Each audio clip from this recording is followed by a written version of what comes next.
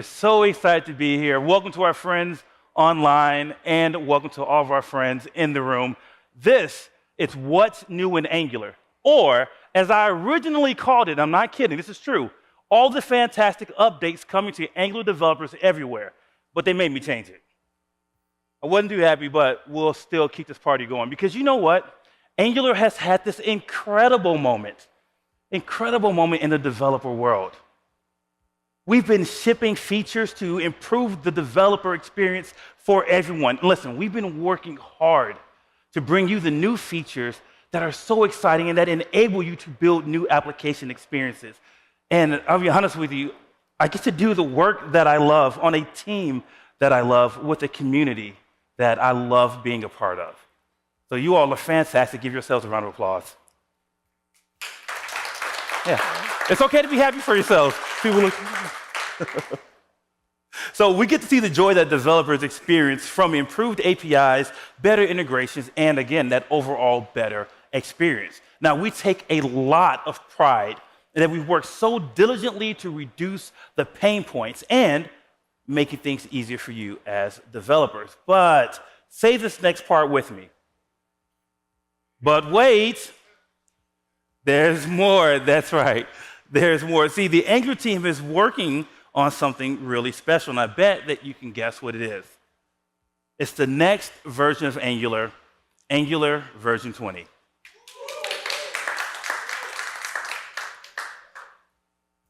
So we're going to share news with you across 3 different areas. We'll talk about new features, we'll talk about new integrations, and some of the other teams at Google that we're partnering with, and we're also going to talk about new directions. Where's the Angular team going? What other things are we going to be doing? So to tell you all about it, I need you to give me a just enormous round of applause to welcome Devin to the front.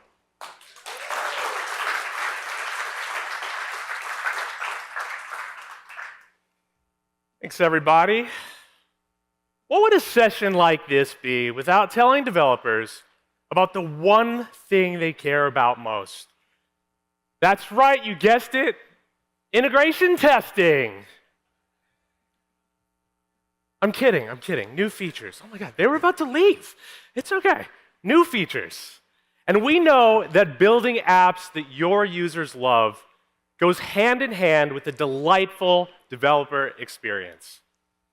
I am just thrilled to share what the Angular team has been up to lately. This team has been on a roll, just cooking. And looking back at all this progress, I'm convinced that what I thought were groundbreaking features at the time were really just paving the way for even more incredible improvements. And today, I'm going to tell you the next part of the story for Angular signals, server-side rendering, and authoring improvements, starting with Angular signals. When it comes to state management in Angular, we've got a new mantra over here on the Angular team. Work smarter, not harder, thanks to Angular signals. Last year, we released signals in developer preview. At a high level, signals are Angular's modern approach to reactivity, a hassle-free way to manage application state that reduces the amount of imperative code that you have to write. As I like to put it, Angular's new signal-based approach takes the management out of state management, which I love because when it comes to writing code, we're all really lazy. Wait, who wrote this? Busy. We're all really busy. We're not lazy. A signal is a wrapper around a value that notifies consumers when its value has changed. There are several variations, including a signal, your basic signal, as well as computed. Now, you might be asking yourself, hey, signals have been around since v17. Why are you bringing this up in a talk that was almost titled, All the Fantastic Updates Coming to Angular Developers? Well, for one, signal and computed are now stable, which is a huge milestone for the framework. And in v19, we introduced linked signal. A linked signal is a writable signal dependent on some other state. Another way to think about it, in its most basic form, is a computed signal that you can set directly. But linked signal also gives you the ability to access prior state, which makes it a game changer in the signal ecosystem, as I'll illustrate in just a little bit. When you factor in linked signal, Angular signals give you the ability to create a reactive, self-managing graph of your application state, which means less development time, means fewer bugs, and superior maintainability. This really is a paradigm shift and a new way of thinking about state management. And a large part of the reason for this, and I thought this was so interesting, signals have no concept of time. Think about that. So rather than managing application state in response to events that occur over time and tracking those events, you design a reactive system for computing state at any given point in time. It's a subtle but really important distinction that you begin to pick up on the more you work with signals. Oh, and did I mention linked signal is being upgraded to stable in v20? Back in v19, we also introduced a new experimental type of signal called a resource for reactively fetching asynchronous data. Or another way to think about it is a container for data fetched asynchronously. And as a reactive primitive, resource can update in response to other signals changing value, and it can notify downstream consumers when its value has changed.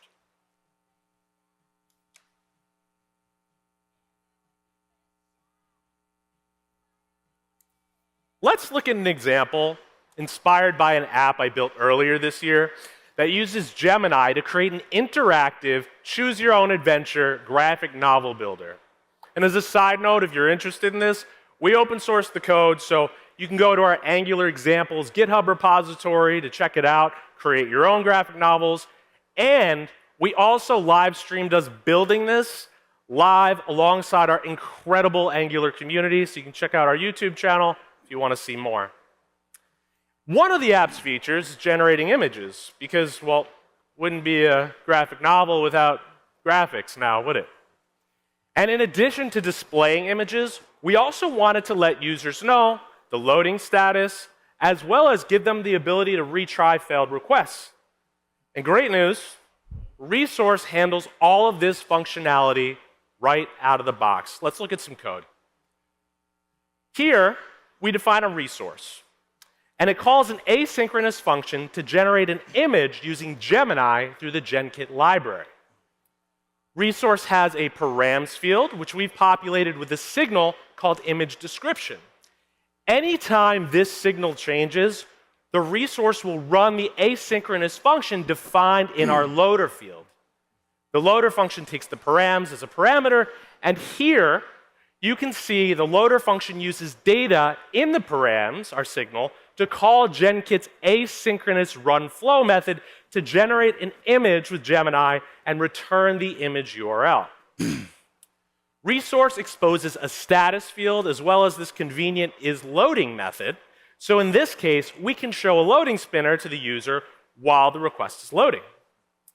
And Resource also has a reload method. So in the case of an error, which is represented by an empty string in our application, we can show the user a piece of UI that when clicked, retries the request.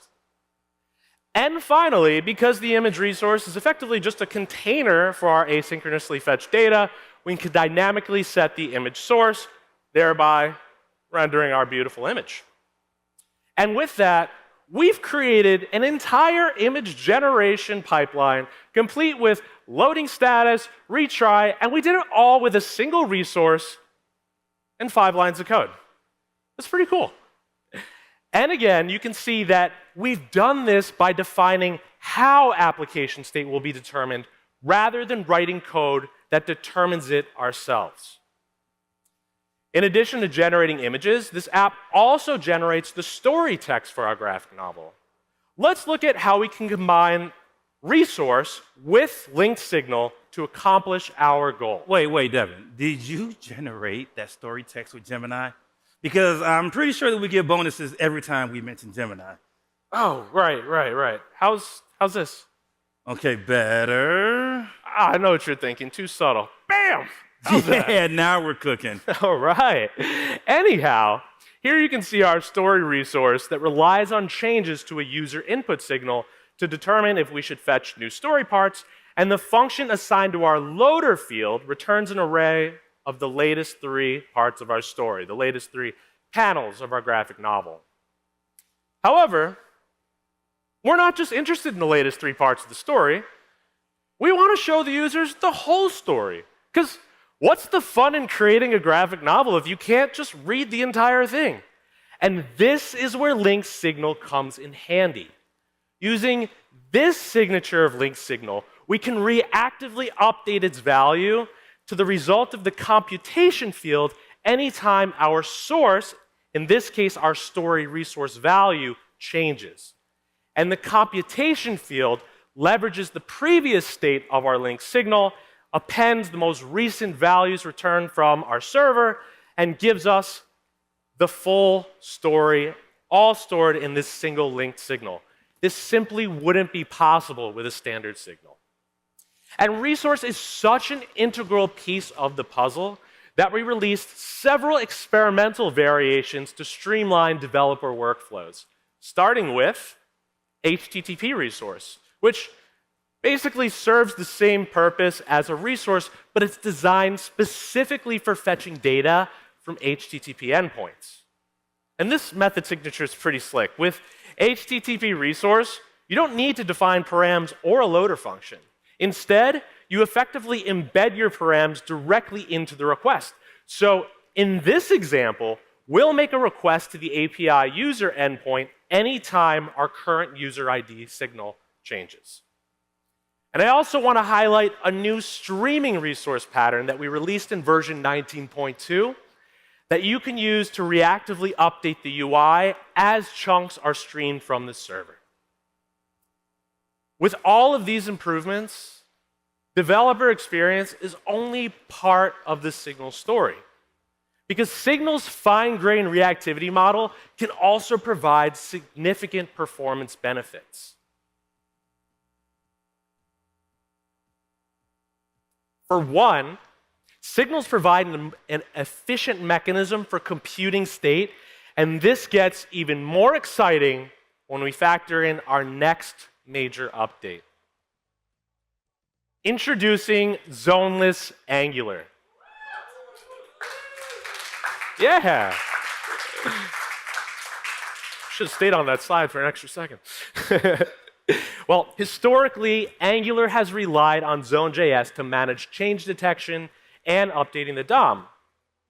And although signals provide us with the ability to see exactly which pieces of UI need to be updated, Zone.js still runs change detection in response to all browser events, not just the ones that result in updates to our templates. And that can lead to a lot of unnecessary checks. But not anymore, because in Angular v20, we'll be upgrading zoneless Angular to developer preview so that developers can remove Zone.js from their applications altogether. With this change, developers have explicit control over when and how change detection runs. For example, by running mark for change, or by leveraging Signal's inherent knowledge of state changes. And this, they can trigger updates more precisely, making zoneless plus Signals a powerful combination. Like I said, work smarter, not harder. And while we're on the topic of performance, let's shift our focus to server-side rendering. SSR helps developers improve website performance by rendering HTML on the server that contains initial page state. And then once the HTML is delivered to the browser, Angular initializes the app and makes use of the data contained within the HTML. And since then, we've introduced several pieces to the server-side rendering story. The first of which I'll be covering today is route-level render mode config APIs to provide greater control when using hybrid rendering with server-side routing. Hybrid rendering has been around for a few years now and combines the benefits of server-side rendering, pre-rendering, also known as static site generation, as well as client-side rendering to optimize your Angular application. And in version 19, we introduced the hybrid rendering config API to render different parts of your application using different strategies. And this new feature gives you complete control over your app's rendering to enhance performance, search engine optimization, and overall user experience, resulting in greater flexibility, built-in internationalization, and a seamless dev server experience. That last one's actually one of my favorites. I just love being able to run ng-serve with an SSR app and get the full benefits of hot module replacement without having to rebuild. Oh, so nice, so nice.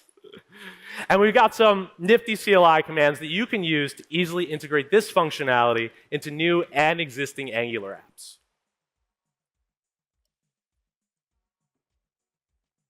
So once you're set up with server routing, you can use the render mode field to declare which routes should be rendered from the server as fully populated HTML, pre-rendered at build time with static site generation, or rendered in the browser with client-side rendering.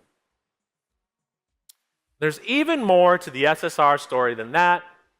In v19, we also introduced incremental hydration, which is why I've been taking these small sips throughout. Stay hydrated, my friends. So, in case you need a refresher, hydration is the process of restoring a server-side rendered application in the client by doing things like reusing server-rendered DOM structures, persisting application state, and transferring application data that was previously fetched on the server. Hydration improves application performance by avoiding the extra work to recreate DOM nodes. With incremental hydration, you can leave sections of your application dehydrated and incrementally trigger their hydration as needed. So this demo here shows incremental hydration in action for a server-side rendered page. Components that are initially dehydrated are shown in gray. And at the beginning, everything besides that top bar is grayed out because we haven't yet downloaded the JavaScript. Then you can see the color effect applied as the user click event triggers hydration for each of these components. In Angular, we handle this using defer blocks with hydrate triggers. As shown in this example, our large component isn't hydrated until after a user interacts with it, and we can use a placeholder until that time comes. This is yet another opportunity for Angular developers to improve application performance by producing smaller initial bundles while still providing end users with an experience comparable to full application hydration. But wait, there's more. But wait, there's more. Devin, did you just glitch? No, oh, no, I'm just really excited about this next feature because in Angular v19, event replay is enabled by default. A common problem in server-side rendered apps in any framework is the gap that occurs between a user event and the browser downloading and executing the code to actually handle that event. This visual demonstrates event replay in action. So when the browser renders the app for the first time, it hasn't yet downloaded the JavaScript. And while it's downloading, the user clicks the Add to Cart button 4 times. In the background, Event Dispatch records all of these events. And when the JavaScript responsible for handling this event is done downloading, Event Dispatch replays the events, resulting in all 4 items being added to our cart. Last May, we shared the Event Dispatch library to address this exact use case, which you can enable by configuring your hydration provider with Event Replay. Shifting focus, did anyone catch me breeze over hot module replacement earlier? Well, let's take a second to talk about one of my favorite developer experience improvements. Hot module replacement, or HMR, is a technique used by development servers to avoid reloading the entire page when only part of an application has changed, so that you can see changes immediately reflected in the browser. This can be extremely useful when you're, say, updating HTML or CSS, but you want to preserve the state of your application in the browser. Next, I'm thrilled to share some updates related to authoring in Angular. The future, it's standalone. We've gotten a ton of positive feedback from the community about standalone components. In V14, we introduced standalone in developer preview. And this made it possible to build applications without ng modules for the first time. And since then, standalone has been stabilized, and starting in V19, we made standalone true the default for components, pipes, and directives. In addition to making it easier to learn Angular and manage projects, standalone components have paved the way for several new features, like deferrable views, simplified route-level lazy loading, as well as the directive composition API. In V19.2, we also introduced support for untagged literals and Angular templates, so you can take advantage of string interpolation with literal expression right in your templates. This could be useful for things like improved readability, dynamic class naming and styling, enhanced string manipulation, inline expression evaluation, and more. Here, we're able to cleanly interpolate the call with property into the class list of this div. And with this setup, we can easily change the column width by updating the call with signal while maintaining the layout class styling. And finally, have you started using Angular's new let syntax? We are listening to your feedback, and the new let syntax solves one of the community's most upvoted issues by enabling developers to define and reuse variables inside Angular templates. Is it just me, or did we ship a ton of features? From signals to SSR and authoring improvements. We're working hard to ship what you need. Oh, thanks.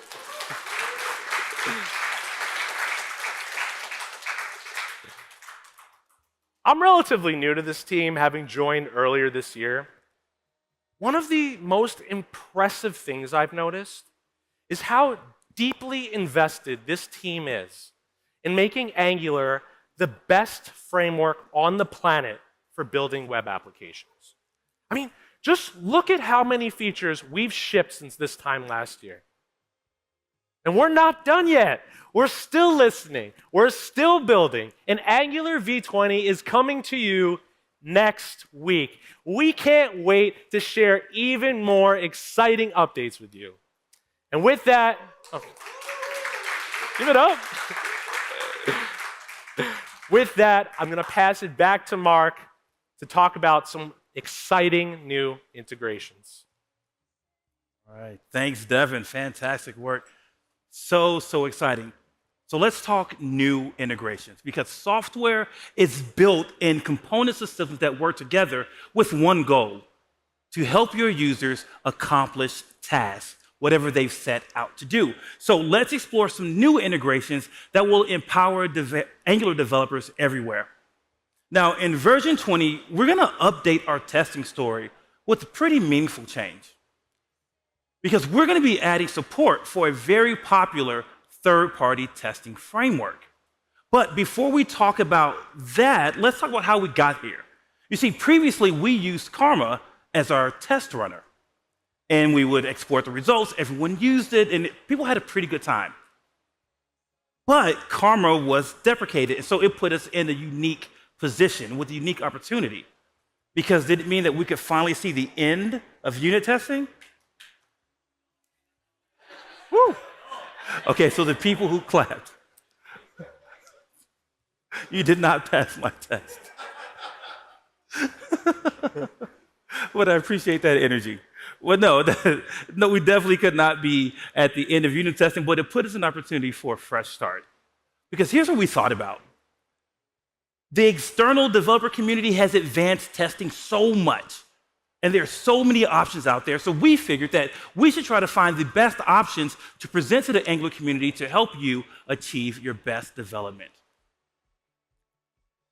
So as we're searching for a long-term solution, we knew that we had to choose something that hit 3 major points for us. First, there needed to be a well-lit path, because here on the Angular team, we're very proud of our work that we've done to always bring the community along with us whenever we introduce a significant change. Then we're looking for strong community support, because we really want to make Angular a wonderful place to build web apps. But we had to choose a tool that has strong community support so that we will have confidence that it'll be a long-lasting solution. And finally, it has to improve the overall developer experience. There are so many options to consider. But if it doesn't increase the overall developer experience, then it's just not going to fit for our wonderful community. Developers have 2 options right now. You can test in a node-based environment, or you can test in a browser-based environment. And so for node-based testing, we have experimental just support. And if you want to do something in the browser, we have experimental support for Web Test Runner.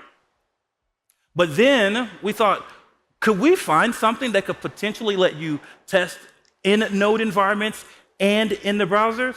Because at a high level, that will solve some problems that some development teams are facing right now. So with that in mind, we are happy to announce that in Angular version 20, we're introducing support for VTest, experimental support for VTest. We know you will be happy about that. Like, we're not surprised. We heard you. You've been telling us this for a while, that you want to try this out. So now as a developer, an Angular developer, you have 3 things that you can choose from. If you want to do node testing, you have experimental jest support. For browser, Web Test Runner, and then you can try for node and browser testing support for VTest. But here's where your expertise comes into play, because we need your help. You see, we aren't going to support all 3 in the long term. It's not realistic. We would love for you to try these out, give us some feedback, and then that'll help us to be guided toward the right solution for this amazing community. And we'll let you know in an upcoming release. All right, now let's turn our attention to what's probably the most important metric for developers, aside from revenue, and that people really care about for their applications: performance. So let's say it again. Okay, let's turn our attention. No, just kidding. The Angular team is steadfast in our approach to delivering features to help you create performant applications. But we noticed that while we had great tooling for debugging in IDEs, if you want to capture profiling data, it was a little bit challenging. So let's take a look at a very common tool in Chrome DevTools. That's the flame chart. Now, flame charts are incredibly helpful, but even if we're looking at this example, look at the number of entries that you find there. There's so much data, so much robust data there, so much opportunity. But it can be hard to figure out which parts are your application and then which parts are from a different library or for something else. You know what we thought? I wish there was a better way. Mark, there is a better way. Yes, there is. Because we are so thrilled to announce that we've partnered with the Chrome DevTools team to create a custom track in Chrome DevTools for Angular developers.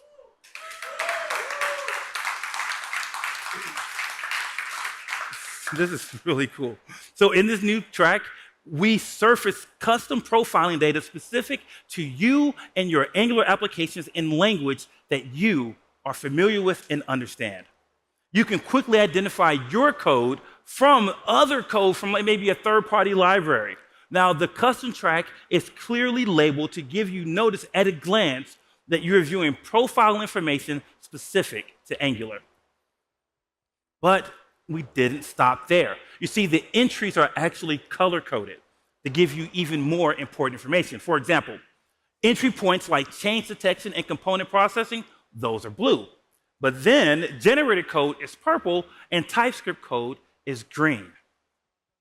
Now, the custom track is even more feature rich because you can click on any one of those entries and then get even more data about that entry. So you're probably thinking, how do I get started with this? First, you got to be on Angular version 20. So be sure to update next week when it comes out. Second, be on the latest version of Chrome. Then when you head over to the profiling panel, you'll be able to see this new custom track. Now, we got to give a huge shout out and thank you to the Chrome DevTools team for their incredible partnership on this. By leveraging the power of the recently introduced Performance Panel Extensibility API, we were able to create this awesome new feature. Now, this new integration with Chrome DevTools will further empower you to create applications and experiences that your users will love. All right, if you like what we've been talking about so far, let's hear some noise. Okay, that's pretty good. Okay, that's pretty good. I love it, love it, love it. Let's talk about more. Let's talk about platforms. So as we continue our integration story, there's another update with the Google team that you may be familiar with, and that's Firebase. Firebase has been really on fire because they've had some amazing feature releases and announcements like GenKit, Firebase app hosting, and so much more. And our teams have been working together to improve the developer experience. We all know about the data story, but how can Firebase help you get your apps in front of more users? Since Angular apps can now be either client-side only or full stack with SSR, you need a deployment solution that works in both scenarios. Now, previously, you could do something like this. You could use Cloud Functions for Firebase to host your server-side code and then deploy your client-side code using Firebase hosting. It worked, but it wasn't ideal. And we knew we could do a better experience. So we spent time working with the engineers on Firebase to ensure that when you're using Firebase app hosting to deploy your app, you have a top-notch experience. Check this out. You can literally deploy your Angular SSR app from the Firebase console with a linked repository. And then those new rollouts come as you add commits. And guess what? You get to leverage the incredible power of the Firebase platform that's powered by Google Cloud. But you could also create backends and configure deployments using the Firebase CLI. Now, no matter which route you choose, the outcome is still the same. You can deploy updates to production by leveraging automatic rollouts. Commit a change to the configured branch, and then an automatic rollout will happen for you. So with Angular and Firebase app hosting, you are positioned to take that new app that you've been working on and share it with the world. All right, let's talk about new directions. I think you're really going to like this.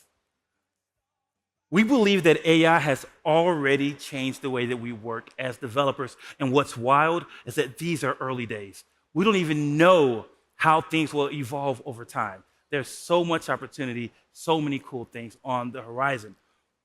And it feels like it was just yesterday that I was in this very tent, this very room, watching my colleagues Adi Osmani and David East give a talk about AI tooling and development workflows. It feels like I was like in here. I was in here. Look at that head. That's me, the same person.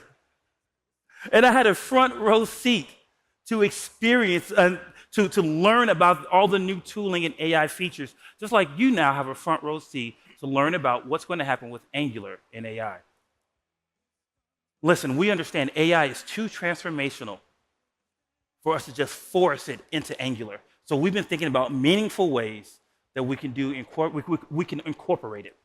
So it is with much excitement. I'm so excited. Okay, I'm going to tell you. So much excitement that we are launching the new AI portal, angular.dev/AI. Now, on angular.dev/AI, you'll be able to find guidance, best practices, coding examples, recipes in AI. And guess what? This is just the first version that we're launching, and we're going to continue to grow this resource.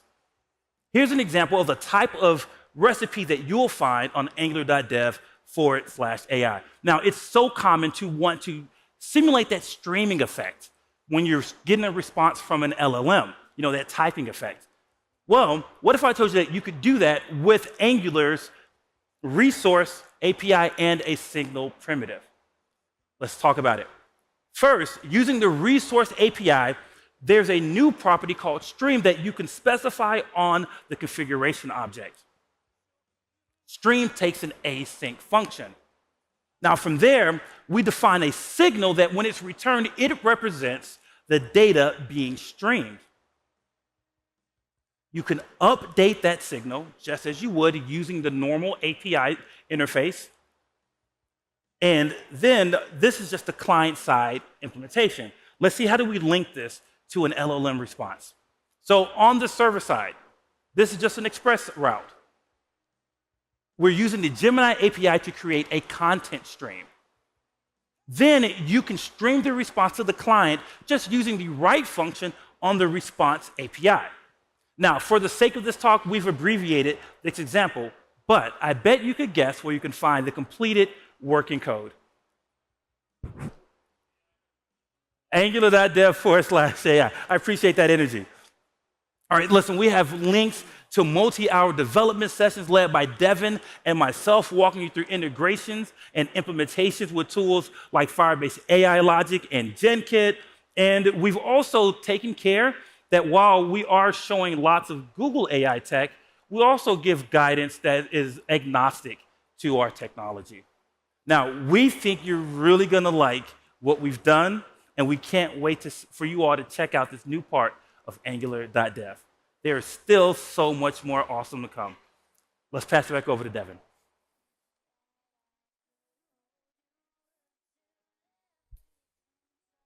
All right. Now that we've talked about new features, new integrations, and of course, exciting developments in AI, let's shift our focus to the future and discuss Angular's roadmap. As we progress into 2025, we remain hyper-focused on two important things: improving the Angular developer experience and improving framework performance. In the long term, we're thinking about some game-changing improvements, such as selectorless components, which could pave the way for even more exciting new features like single-file components and even incremental adoption. Near term, we're focused on delivering one of the community's most highly requested feature to enhance the signal ecosystem. So, in addition to the signal types I've already talked about today, we've also released more signals like input, output, model, and more. And yet, there's still one piece of the puzzle that's missing that I'm excited to share with you today: signal forms. I knew you all would be excited about this one. I'm not going to give away too much just yet, but I will say signal forms will go a long way in rounding out the signal ecosystem while also making forms easier to work with in Angular. Today, we explored recently released features, new integrations, and Angular's plan for the future. Through this discussion, I hope it's clear how hyper-focused we are on developer experience and framework performance. However, I wanted to call out a theme that I noticed in looking at all these new features. Have you noticed that each of these features, they just seem to build on each other more and more? As we keep improving Angular, each change paves the way for new developer experience and performance improvements. On the new features front, I showed you how we made incredible progress rounding out the signal ecosystem, and with Zoneless moving to developer preview, we can leverage Signal's inherent state awareness to create highly performant web apps. I also shared how we strengthened Angular's SSR story with features like incremental hydration, a routing config APIs, and event replay. SSR, are you kidding me? This is awesome. And we've also been working hard to improve your developer experience by publishing a variety of authoring improvements, such as standalone components, the new let syntax, and support for untagged template literals. Mark shared a lot of exciting new integration updates, including testing improvements, a custom Angular track in the Chrome Performance panel, and new ways to supercharge your apps with the power of Firebase. Going forward, we're so excited for you to check out Angular's new AI portal that Mark shared, angular.dev/AI, so that you can learn to create AI-powered apps that your users will love. To take advantage of all of these new features we've covered today, upgrade to the latest version of Angular. And don't forget to tune in to our Angular V20 developer event on May 29th at 9 a.m. Pacific on YouTube. To everyone watching here at Shoreline and watching the live stream, I gotta tell you, don't sleep on this Angular team, because the best is yet to come. Thank you all so much.